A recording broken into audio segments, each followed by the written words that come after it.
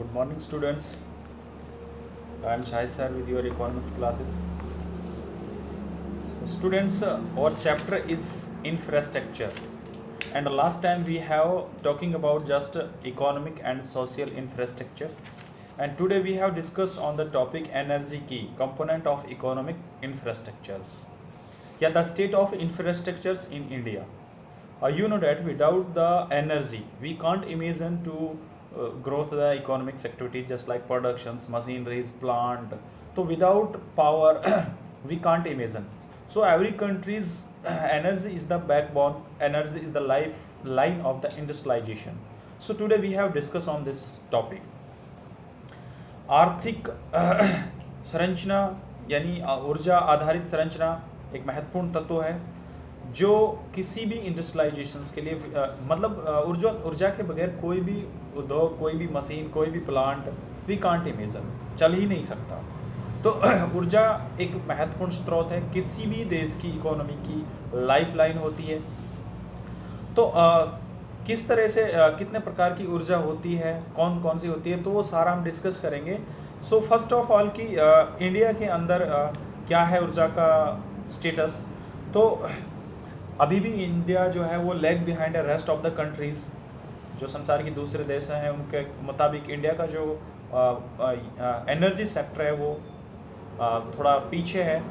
तो एक्चुअल में कमर्शियल जो एनर्जी होती है वो हमारी commercial and non commercial source of energy होते हैं। तो कमर्शियल सोर्स कौन से होते हैं और नॉन कमर्शियल सोर्स कौन से होते हैं, मैं आपको बता देता हूँ। कमर्शियल वो होते हैं जो व्यापारिक उद्देश्य से की जाती है, जैसे कोयला, पेट्रोल, प्राकृतिक गैस, बिजली। ये वाणिज्य एक्टिविटीज़ करने के लिए इनका यूज़ किया जाता है, तो इनको हम कमर्शियल एनर्जी बोलते हैं। दूसरा होता है क्योंकि इनका विक्रय होता है और इनसे फर्दर प्रोडक्शन करने का इनका यूज़ होता है।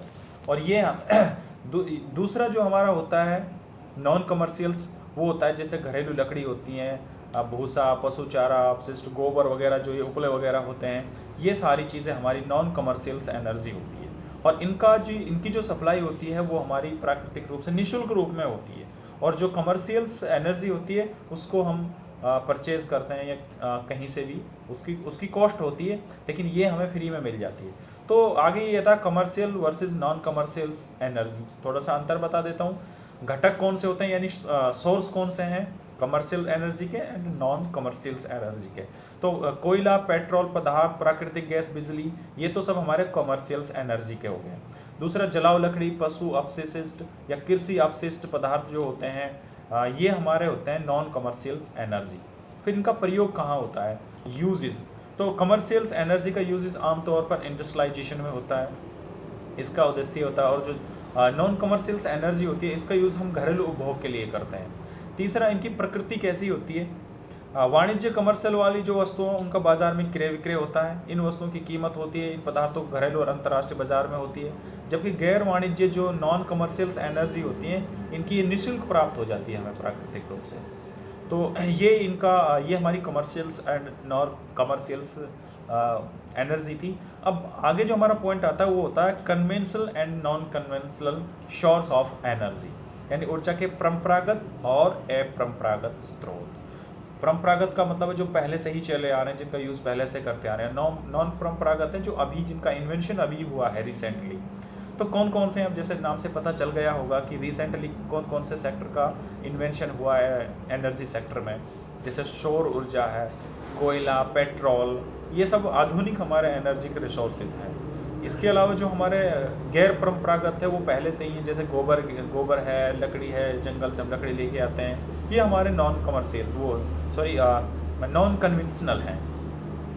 तो वन बाय वन हम इनका वर्णन करेंगे। फर्स्ट हम रीड करते हैं कन्वेंशनल सोर्स। कन्वेंशनल सोर्स कौन कौन से होते हैं, यानी ऊर्जा के जो परंपरागत स्रोत हैं। तो इसमें सबसे पहले आता है हमारा कोल यानी कोयला। भारत में क्या सिचुएशन है, एक्चुअल में भारत में ऊर्जा के परंपरागत स्रोतों में कोयला आता है, इसका महत्वपूर्ण स्थान है। भारत कोयला में का उत्पादन करने में अग्रणी कंट्री है, यानी बहुत ज़्यादा वर्ल्ड के जो टॉप 5 कंट्रीज़ आती हैं उनमें भारत का नाम आता है। लेकिन जो भारत का कोयला है उसकी जो क्वालिटी है वो रेस्ट ऑफ द वर्ल्ड से कंपेयर देन थोड़ी लो है। 1950 एंड 51 जो भारत में कोयले का प्रोडक्शन था वो 328 लाख टन था, जो 2015 एंड 16 में बढ़कर 6,380 लाख टन हो गया है। थोड़े बहुत डाटा है, उनको आपको याद रखना पड़ेगा। तो भारत में जो कुल ऊर्जा है वो कोयले का, जो कुल ऊर्जा में जो कोयले का प्रतिशत है वो 67% है। यानी इसका मतलब सीधा ये है कि ऊर्जा में बहुत बड़ी मात्रा में हम कोयला का यूज़ करते हैं। अब कोयला का उपभोग कहाँ पर करते हैं हम? ताप विद्युत स्टेशन, जो कोयले का प्रयोग से बिजली बनाते हैं हम, स्टील प्लांट है हमारे, सीमेंट कारखाने हैं, रेलों हैं, तो यहाँ पर ईंट के भट्टे हैं, तो यहाँ पर हम कोयले का यूज़ करते हैं। तो हमारा पहला कौन सा था? ये कन्वेंशनल सोर्स था। दूसरा है हमारा पेट्रोलियम। तो पेट्रोलियम भी भारत का एक परंपरागत स्रोत है, लेकिन पेट्रोल जो है वो भारत में इसकी जो पूर्ति है वो बहुत कम है।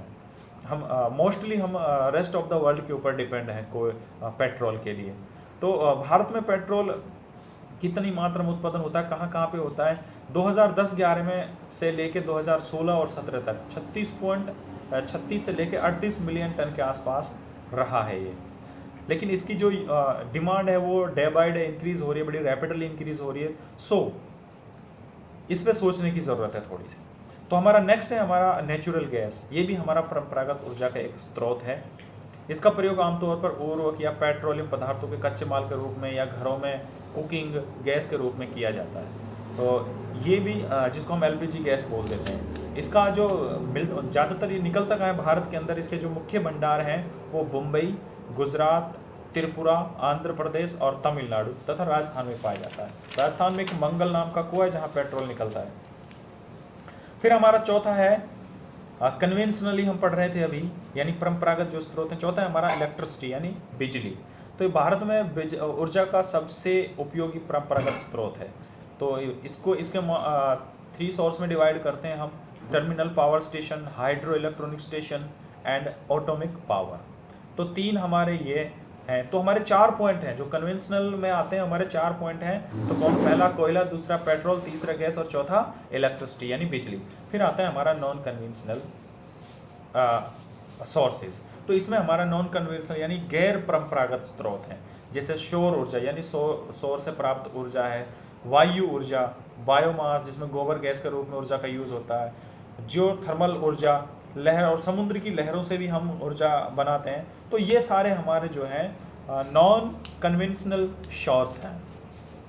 फिर इसमें conventional and non conventional source of energy में हम इनको अगर हम इनका डिफरेंस करते हैं तो ऑब्वियसली हम डेफिनेशन पता चल जाता है कि भाई कोयला, पेट्रोल, बिजली है तो हमारे कन्वेंशनल हो गए, सौर ऊर्जा, वायु ऊर्जा, बायोगैस ये हमारे नॉन कन्वेंशनल हो गए।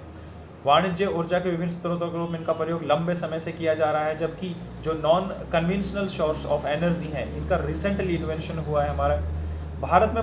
जो कन्वेंशनल है वो भारत में उनका विशेषकर कोयला और पेट्रोल ज़्यादा है, यानी का प्रयोग वातावरण के प्रवाह किए बिना हो रहा है, जबकि उनका प्रयोग ऐसा नहीं हो रहा।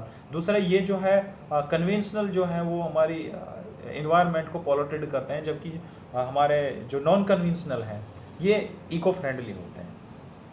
तो बेटा ये था हमारा। उसके बाद बायो एनर्जी में कौन कौन से हैं? बायोगैस है, बायोमास है, ये सारी चीज़ें आती हैं।